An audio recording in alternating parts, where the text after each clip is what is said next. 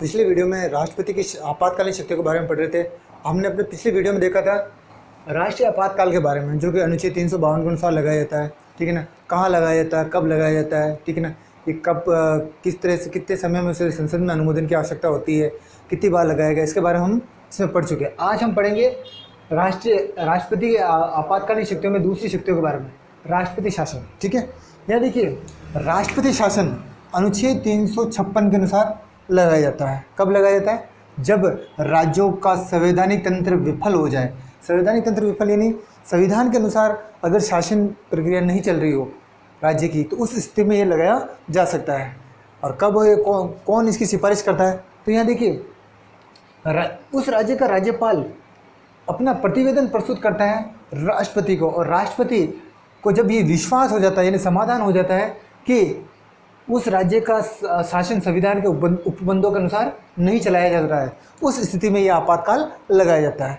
तो देखिए, तो राज्य के राज्यपाल से प्रतिवेदन के आधार पर जब राष्ट्रपति को समाधान यानी विश्वास हो जाए कि उस राज्य का शासन संविधान के उपबंधों के अनुसार नहीं चलाया जा सकता है, उस स्थिति में राष्ट्रपति शासन लगाया जाता है, ठीक है। कौन लगाता है ये राष्ट्रपति शासन? राष्ट्रपति, ठीक है ना। राज्यपाल तो केवल इसका क्या देता है, प्रतिवेदन देता है, यानी उसकी सिफारिश करता है, ठीक है।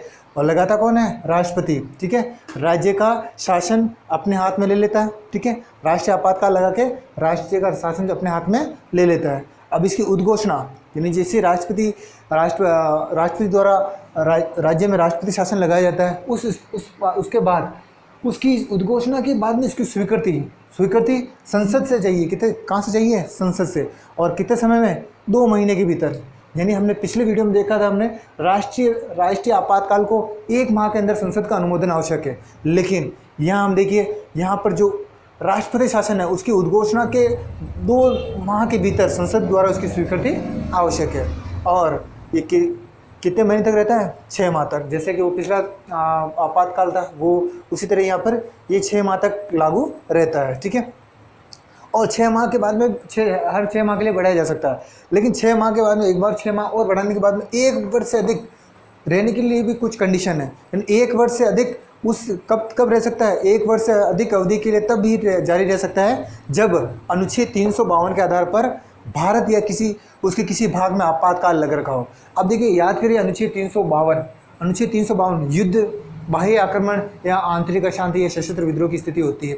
आप भी जानते हो कि उस स्थिति में चुनाव कराना पॉसिबल नहीं है, ठीक है। तो इसीलिए ये उस समय 1 वर्ष से अधिक बढ़ाया जा सकता है। यानी 1 वर्ष से अधिक कब लागू रहेगा?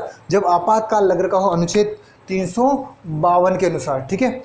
अब आगे देखिए, ये तो कंडीशन ये हो गई। दूसरी कंडीशन ये हो गई कि भारत का जो निर्वाचन आयोग ये प्रमाणित कर दे, निर्वाचन आयोग ये प्रमाणित कर दे कि उस राज्य में चुनाव कराना अभी संभव नहीं है। यानी आंतरिक अशांति हो सकती है, युद्ध या बाह्य आक्रमण की स्थिति हो सकती है, कोई भी खतरा हो सकता है जो अनुच्छेद 352 के अनुसार राष्ट्रीय आपातकाल की स्थिति बन रखी हो। उस स्थिति में, ठीक है, अगर किसी राज्य में राष्ट्रपति शासन लगा हो तो वहाँ पर 1 वर्ष से अधिक अवधि में तभी लागू रह सकता है जब 352 के अनुसार आपातकाल लग रखा हो और निर्वाचन आयोग ये प्रमाणित कर दे कि वहाँ चुनाव कराना संभव नहीं है। अगर ये कंडीशन भी बनी हो तो भी अधिकतम 3 वर्ष तक ही लगाया जा सकता है। यानी मैक्सिमम इस आपातकाल की स्थिति का कब तक रह सकती है? 3 वर्ष तक रह सकती है, ठीक है। उसके बाद में उसे चुनाव कराना अनिवार्य हो जाएगा, चाहे फिर अनुच्छेद 352 के अनुसार आपातकाल लग रखा हो या फिर निर्वाचन आयोग कहते हैं कि अभी चुनाव कराना संभव नहीं है, फिर भी किसी भी कंडीशन में आपको चुनाव कराने पड़ेंगे। यानी अधिकतम ये राष्ट्रपति शासन कितने वर्ष तक रहता है? 3 वर्ष तक रहता है, ठीक है। अब भाई हम एक बात करते हैं कि ये राष्ट्रपति शासन है, इसका सर्वाधिक बार दुरुपयोग किया गया। क्यों? क्योंकि केंद्र व राज्य, जब केंद्र व राज्य में अलग अलग पार्टी की सत्ता होती है, उस स्थिति में यहाँ पर इस अनुच्छेद का सर्वाधिक बार दुरुपयोग किया गया है, ठीक है। आज तक हम इतिहास उठा के देखें तो राष्ट्रपति के ये इस आपातकाल को विवादास्पद भी कह सकते हैं, क्योंकि इसका प्रयोग राजनीतिक उद्देश्यों की पूर्ति के लिए भी किया जाता है। इसीलिए इसका सर्वाधिक बार दुरुपयोग हुआ और अब तक इसका 100 से अधिक बार प्रयोग हो चुका है, ठीक है। अगले जो राष्ट्रपति का जो आपातकालीन शक्ति आती है उसे कहा जाता है वित्तीय आपातकाल। क्या कहा जाता है? वित्तीय आपातकाल, ठीक है। ये कब लगता है? यदि राष्ट्रपति को ये समाधान यानी विश्वास हो जाए कि देश में क्या हो गया, देश में वित्तीय संकट की स्थिति उत्पन्न हो गई। क्या उत्पन्न हो गई है? वित्तीय स्थिति उत्पन्न, वित्तीय आपात की स्थिति उत्पन्न हो गई, उस स्थिति में ये आपातकाल लगाया जाता है। ठीक है, यहाँ पर देखिए वही उद्घोषणा के बाद में इसे संसद की स्वीकृति चाहिए।